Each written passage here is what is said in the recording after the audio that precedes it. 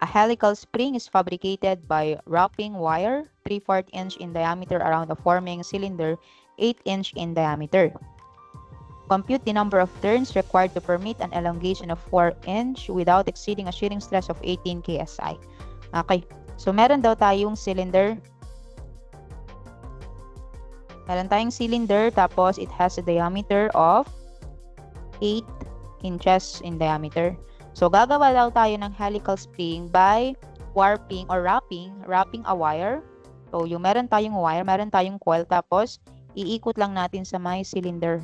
So, pag tinanggal na natin yung cylinder na yan, magkakaroon tayo ng helical spring. Okay, so yan. Kunwari, perfect na yan. Okay, so yung helical spring na yan, okay, merong capital D na 8 inches. Tapos, yung small letter D niya, yung diameter ng coil na ginamit is 3/4 inch. Okay. So, ang pinapahanap ng problem is ilang ikot daw, compute the number of turns required, ilang ikot daw para magkaroon tayo ng deformation that is equal to 4 inch. Okay? Ganito kasi yan guys, yung ikot niyan, okay, yung spacing ng bawat coil na yan, pag pinagsama-sama mo lahat, yun yung magiging deformation na tinatawag. Okay? So, yung pagitan ng mga coil, pag nilagay natin yung force P, pag pinagsama-sama natin lahat, yun yung deformation. Diba? So, pag naglagay ka ng force P dyan, so magkakaroon ng space yan, di ba? Magkakaroon ng space dito, space. Pag pinagsama-sama mo lahat yan, yun yung tinatawag natin na deformation. Okay? So, here, pinapahanap yung elongation, yung number of turns para daw magkaroon tayo ng elongation na 4 inches. And then, it must not exceed a shearing stress of 18 KSI. Okay? 18 KSI. Shear modulus is 12 times 10 raised to 6 PSI. Okay? So, ano yung formula natin for the deformation? Deformation is equal to 64 PR cube N divided by G. Okay, learn to identify. This is 64 tapos this is G. G D raised to 4. Okay, so meron tayong mga radius, meron tayong deflection, G, meron na din, D, meron na din. Ang wala tayo is yung ating value ng force, and then of course yung missing na N. But we can identify the value of P by using what? By using the shearing stress. Okay? So, the shearing stress is equal to 18 KSI.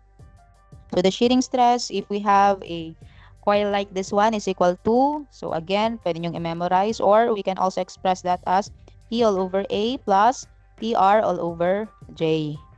Okay? So, yung ating shearing stress is 18 KSI, kilopound per square inches. Okay, so P missing. A natin is pi D raised to 4, 3/4, pi D squared divided by 4 plus, what is torque again? Torque is P multiplied by R. So P, ano yung R natin? 8 divided by 4. 8 divided by 2, sorry. 8 divided by 2. So we have 4. And then R natin is 3/4 divided by 2. Okay, 3/4 divided by 2. And then J natin, we have pi D raised to 4. Pi D raised to 4 all over 32. So, the value of P is equal to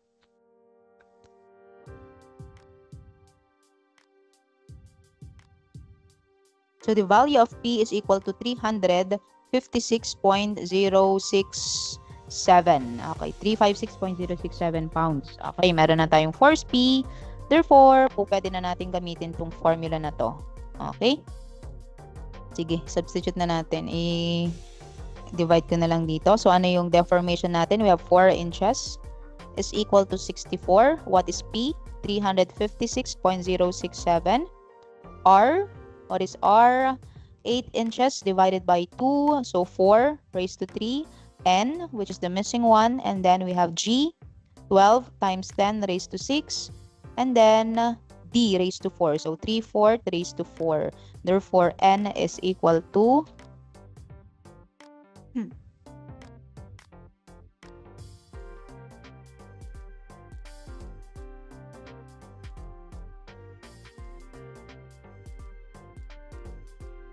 10.41.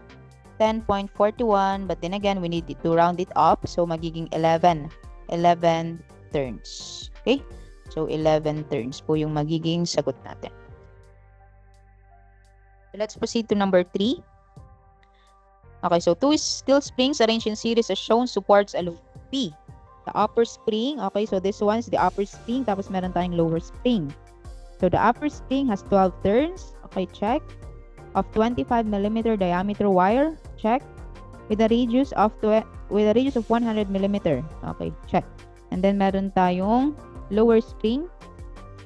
So, for the lower spring, it consists of 10 turns, check.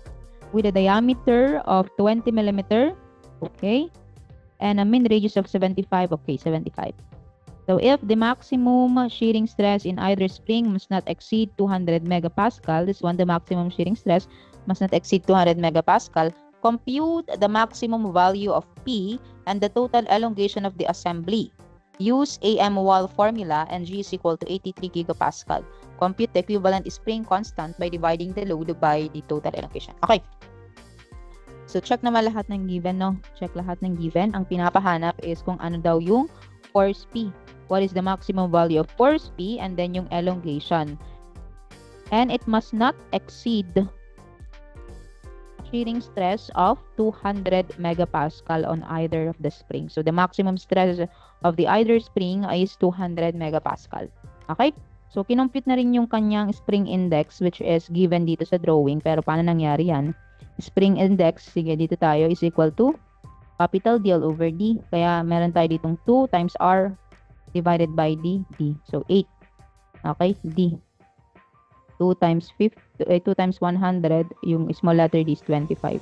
That's why spring index on the upper spring is 8, and then in the lower spring we have 2 times 75 divided by 20. Okay, 7.5. Okay? So what is the force P and then what is the total elongation? Ang pinapagamit is the AM wall formula. Okay? So take note guys, pag hindi binanggit sa problem kung ano yung gagamitin, we will assume na nasa light spring tayo. Again, pag walang binanggit anything about if it is whether a light spring or a heavy spring, i-consider natin siya as light spring pag walang binanggit. Pero dito, kasi sa problem na ito, binanggit niya na gagamit daw tayo ng AM wall formula. Okay, therefore, ina-assume natin na this is a heavy spring. Okay, or i-consider natin yung curvature of the spring. AM wall formula. Okay, so ano ba yung AM wall formula natin a while ago? So, the shearing stress is equal to 16 PR. Ito na, di ko memorize. 16 PR of 16 PR pi d cube for M1 for M406. Okay. 16 PR 16 PR pi d cube, and then the AM wall factor 4M minus 1 divided by 4M minus 4 plus 0.615 divided by M. Okay? So, ang determine natin dito is the value of the force P. Direct substitution. Okay, so meron na kasi tayong shearing stress. So, we have here 200 megapascal Newton per square millimeter. 16 P. Okay, what is R? Guys, ang i-consider natin dito is the upper spring muna and then the lower spring. Kasi ang sabi dito sa problem, the maximum shearing stress in either spring must not exceed 200 megapascal. So, ibig sabihin, kung 200 megapascal sa taas, ano yung magiging stress sa baba? Or, other way around, if 200 megapascal dito sa baba, ano naman yung stress sa taas? Yun lang yung ibig sabihin. Okay, so dapat, both daw is hindi mag-exceed ng 200. So, ang i-consider muna natin is the upper. Okay? The upper spring. So, 16P. Ano yung R on the upper spring? We have 100 all over pi. 25 cube. Tapos we have 4. Ano yung M on the upper? We have 8 minus 1 divided by 4 times 8 minus 4 plus 0.615 all over 8. Okay? So, P here on the upper is equal to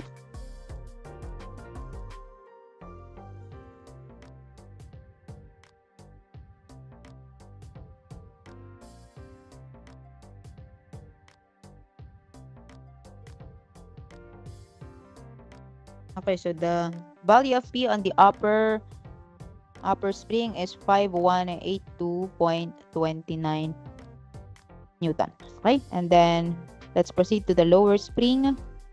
The same formula. I-assume naman natin na siya yung naka-experience ng 200 megapascal na stress. So, we have 16P. What is R? 75. Lower spring plus pi. Ano yung D? We have 20 raised to 3. Tapos 4M is 7.5 minus 1 divided by 4 times 7.5 minus 4 plus 0.615 divided by 7.5.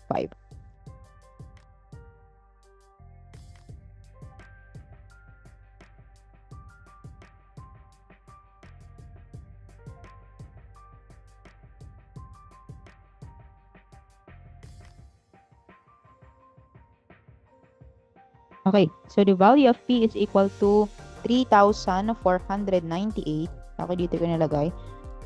3,498.283 Newton. Okay, ang tanong, ano yung i-consider nating force ngayon? Dapat isa lang yung ilo-load natin dun sa may helical spring. Ano dapat yon? Okay, so as a rule of thumb, always use the smaller value. Why?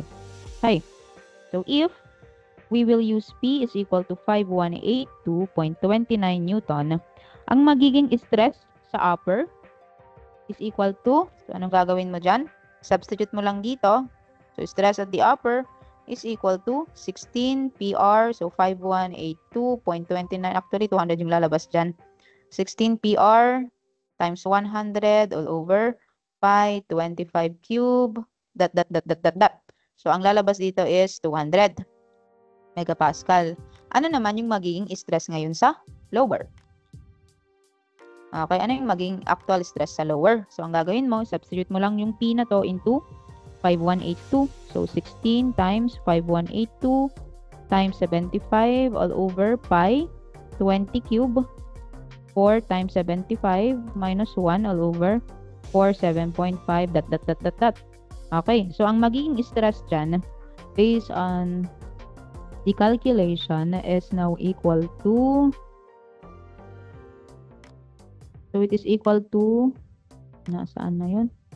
5182 times 5182.29.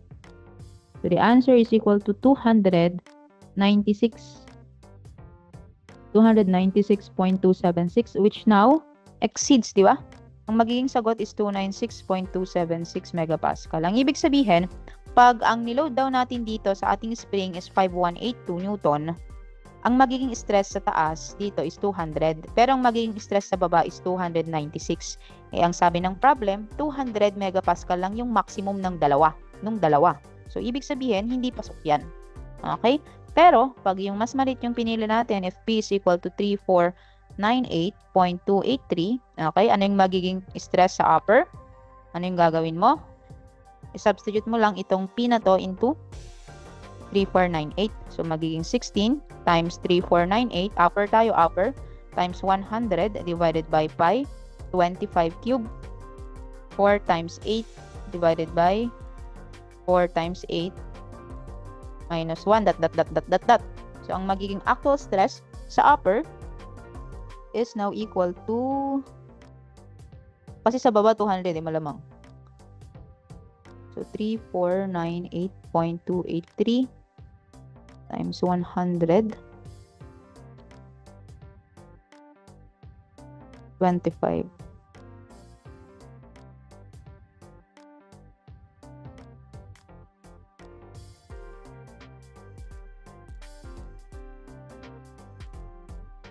Okay, so the actual stress of the upper spring, if we load 3498, is equal to 135.009 megapascal, and it is obviously lesser than 200.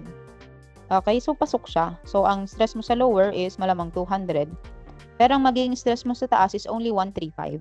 So pasok siya dun sa limit na sinabi ng problem na it must not exceed 200. Therefore, ang pipiliin mo ngayong value ng P is 3498.283. Okay? Ano pa ba yung pinapahanap ng problem? Compute the total maximum value of P. Check na tayo dyan. Total elongation of the assembly. Okay, ano daw yung magiging assembly? So the total deformation is equal yung deformation sa taas, upper, plus the deformation on the lower. Okay, so we have 64 PR cube N divided by GD raised to 4 nung upper. Okay, plus 64 PR cube N divided by GD raised to 4 ng lower. Okay, so direct substitution. So 64, gagamitin na natin is the 3498.283. R is 100 raised to 3, number of turns. Ilan yung turns sa taas? 12. So we have 12. G, what is the value of G? 83 gigapascal. 83 times 10 raised to 3. D, what is the value of D? We have 25 raised to 4. Plus, yung sa baba naman, 64 of 3498.283. Tapos we have 75 raised to 3 multiplied by number of turns is 10 divided by 83 times 10 raised to 3, 20 raised to 4. Therefore, the total deformation is equal to